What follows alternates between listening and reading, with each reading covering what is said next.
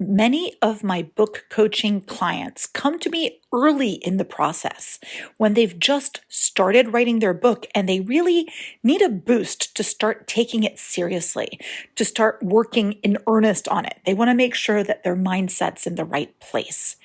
Sometimes they call me in the middle of the process when they've gotten stuck and they need help moving forward. And they're just kind of thinking, I'm really attached to this project, but something about it is not working. And then I have the editing clients who want me to help them whip their almost finished novel, screenplay, book, or memoir into shape. I had a client recently, however, who came to me with a book that was completely finished. In fact, her book was already published. Why did she come to me? That's kind of odd, right? I'm usually used to helping someone in the road to publication. This was the first time someone had come to me after publication, but she needed some troubleshooting. She had done so many things right. She'd already developed that positive mindset.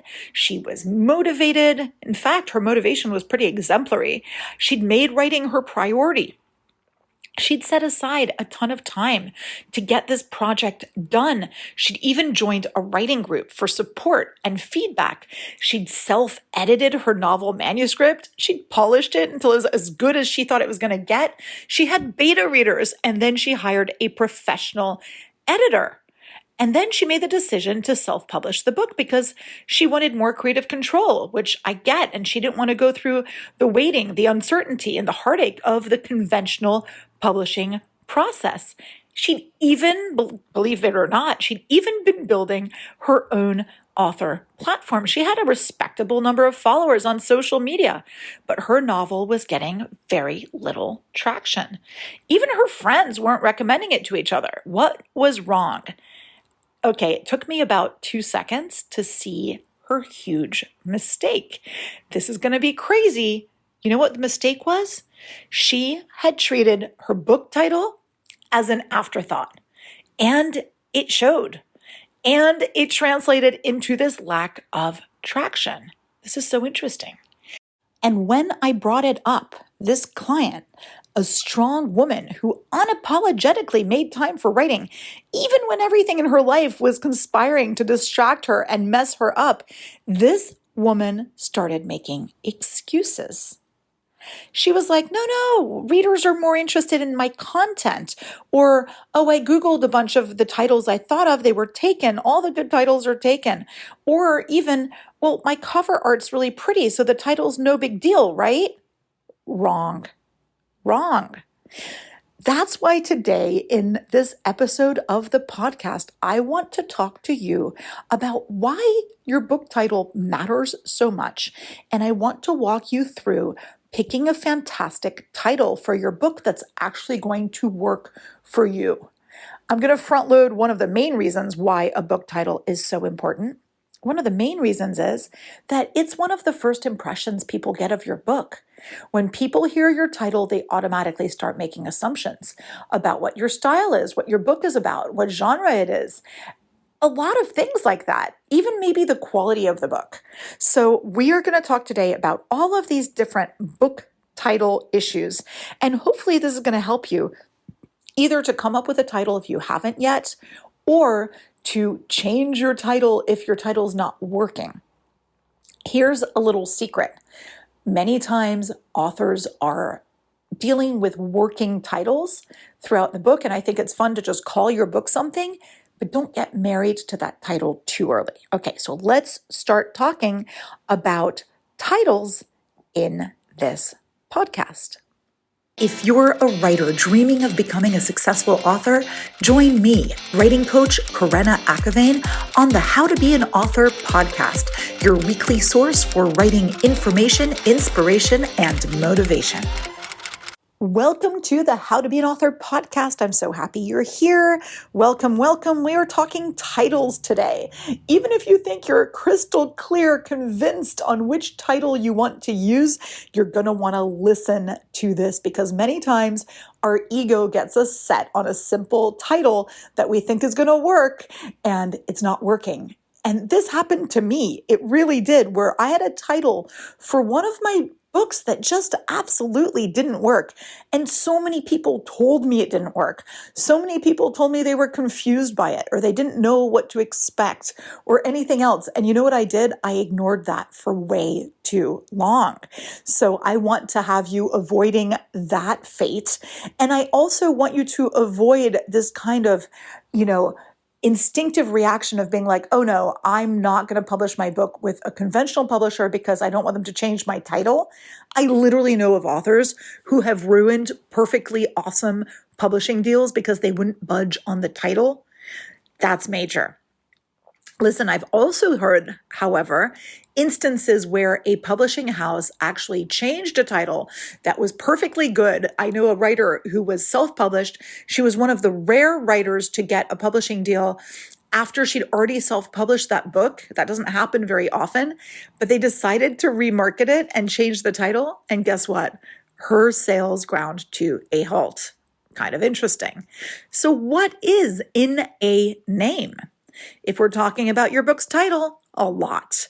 Your title is literally 100% of the first impression that anyone gets of your book if they're hearing about it. And think about this. Most book recommendations are word of mouth, right? You hear them. You're sitting there at a cocktail party and somebody says, have you read this book? It's awesome. And they say the title.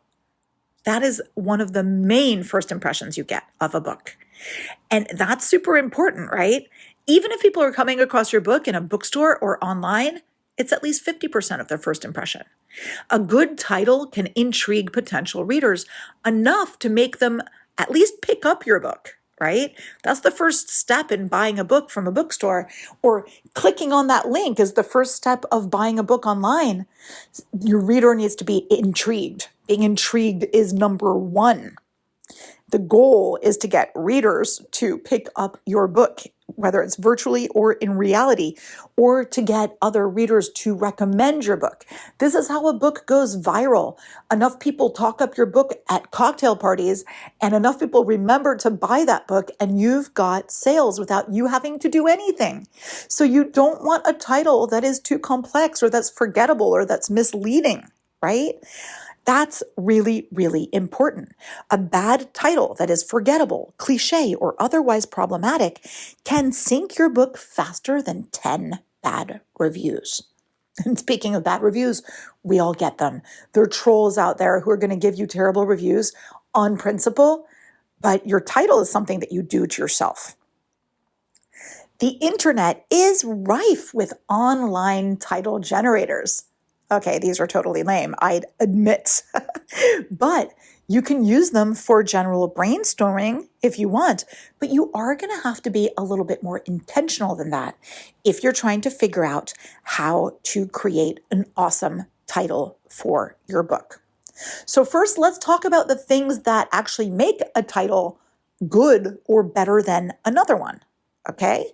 The first thing is something simple, easy to pronounce, but memorable.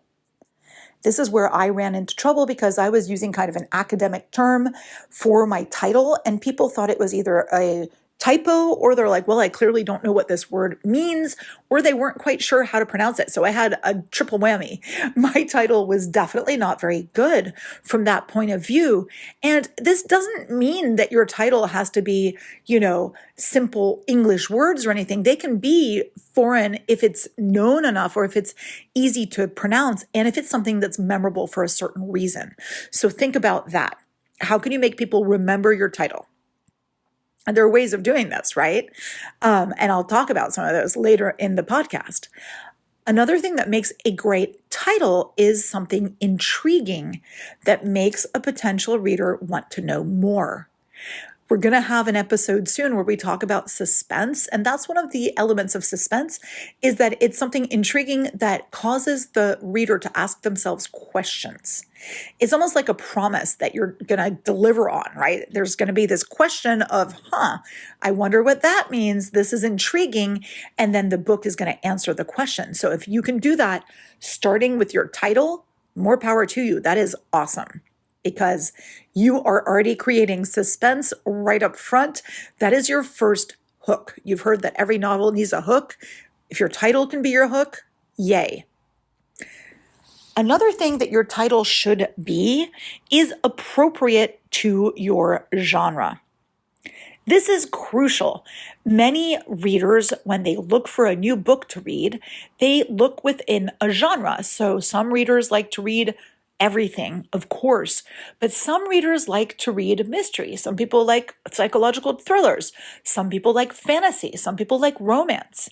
Well, if your title is appropriate within your genre, it's not going to keep readers wondering whether your book's going to be delivering on the promises of the genre that they would want it to be.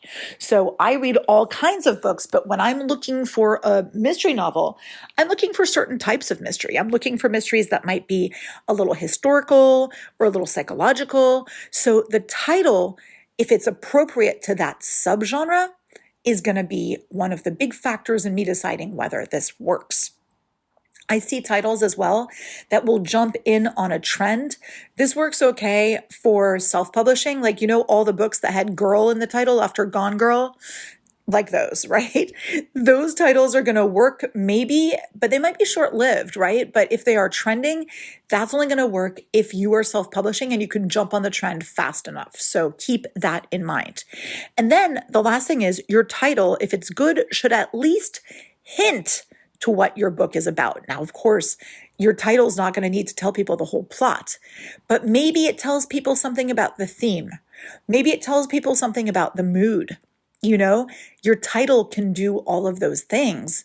And I think that that's pretty cool. So when I have my title for my thriller that I published a couple years ago called Written in Stone, you're thinking to yourself, well, this has got to be something thematic, and it's an expression that's often used, so it's pretty memorable. And you're like, well, there's got to be something about stone in here. Is it something old? Is it something historical? Is it something about writing? And the answer to all those questions is yes. So that's pretty interesting. And then my upcoming book is called Gone to Ground, another simple 3-word title that is an expression from fox hunting.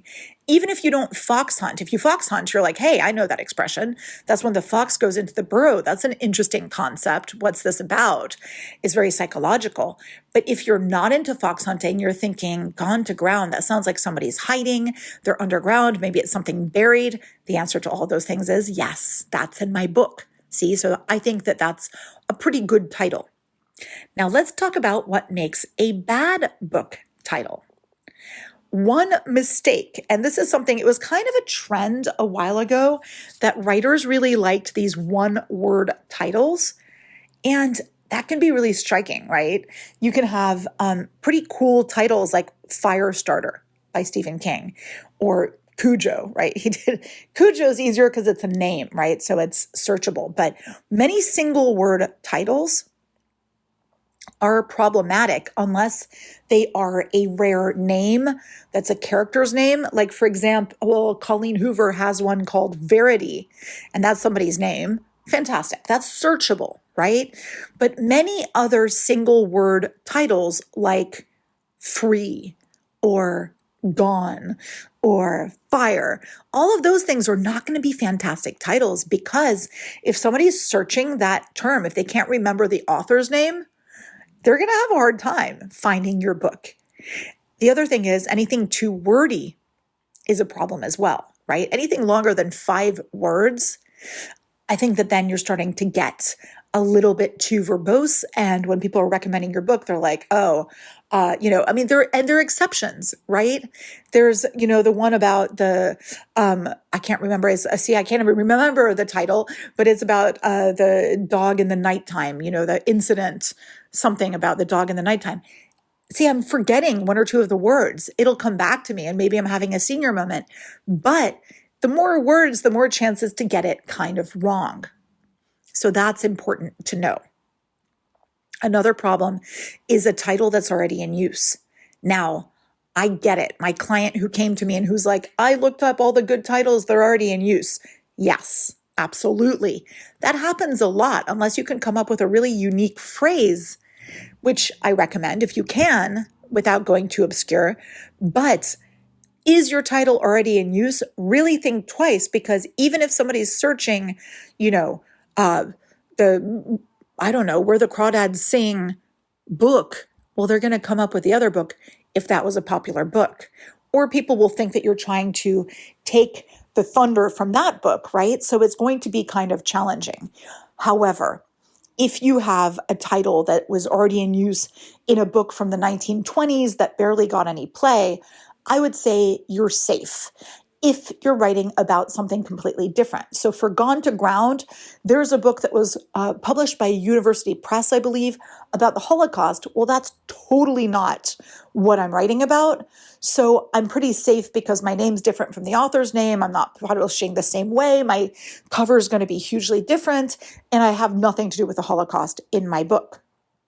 However, my first title that I was going to give it was Scarlet Fever. Well, guess what?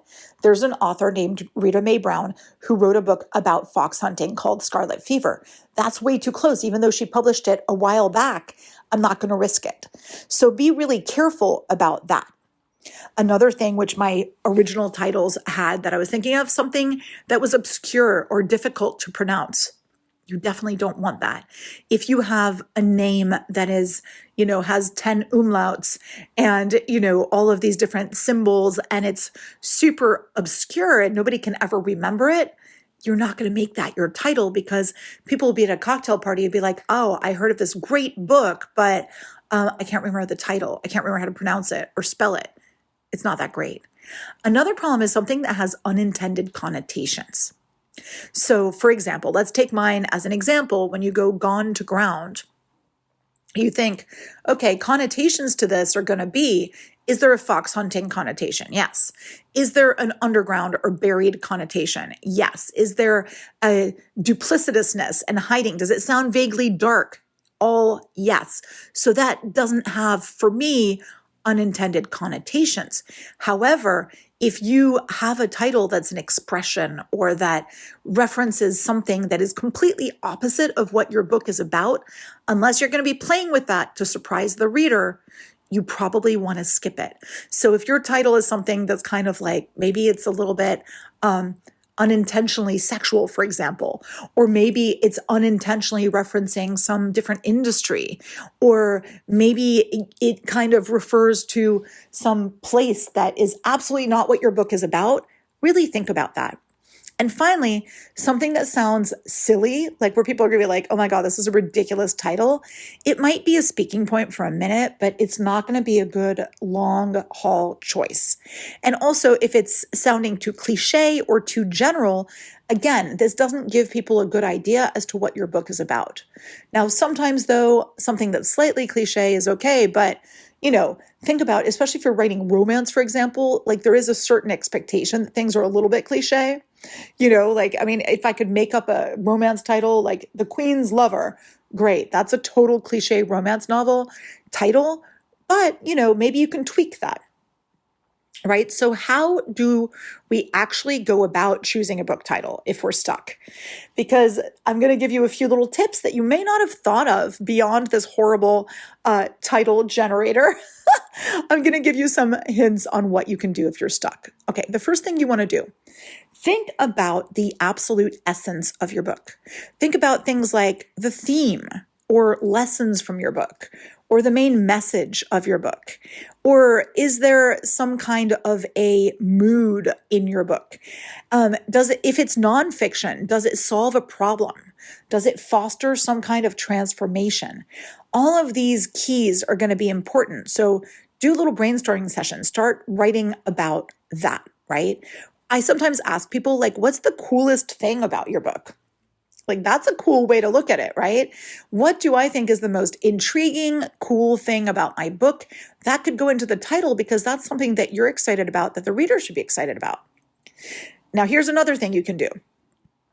Reread or skim through your book and write down any memorable, meaningful, beautiful, unique lines, quotes, or phrases. That could be an interesting way to go, right? Like there's in Hemingway's short story, Hills Like White Elephants, well, that's a really interesting line. It's very evocative. It gives you an idea of where things are set. It gives you the mood, and it's just kind of a phrase from the story. I think it works really well. Now, Think also of how your characters see themselves or how an outsider would see them. What are their strengths and weaknesses? I actually think the book long ago called The Outsiders. Well, that was so fun because that's how they saw themselves, right? It was kind of evocative of this band of outsiders, young men who are trying to make their way.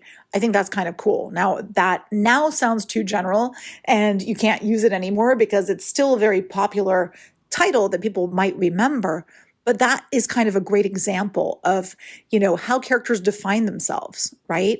Think of Divergent. That's super interesting. And that's just one word, but it is part of a series, which kind of helps. But Divergent's kind of interesting because that is how this character is, right? She's a divergent from the normal way that things are done. Now, definitely think of your main character and their journey, right? What are they doing? What are they looking for? Who are they? What is their fundamental side, the fundamental things we're supposed to know about them, their strengths and weaknesses?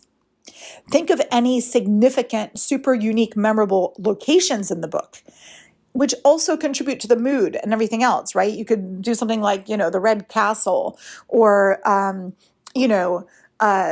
Golden Pond, these sorts of ideas, significant locations, and the addition of something like on or by or above or under, all of these things can provide an extra searchable term that will kind of differentiate yours from any other Golden Pond.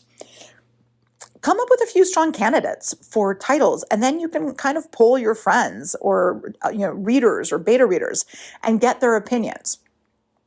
Now, ultimately, I get it. This is your title. You can do what you want, but I think it is so important that you will definitely want to get at least some feedback and then also take your ego out of it. Think to yourself, listen, I know that I loved my title, but is it actually working in real life? I had to really do some work on myself to finally get my head out of my butt and stop using the title that I loved and find something that worked a lot better for my book. Now, what do you do if you already self-published your book with a crappy title and you're getting zero traction, like the client I talked about, right? If you've done this, you're probably listening to this podcast and going, oh my God, am I stuck with this crappy title forever? Do I need to wait until I write the next book to write this wrong in another way? Did I just waste my time with this book? Listen, if it's really not worth it, changing it might be worth it in the long run, right?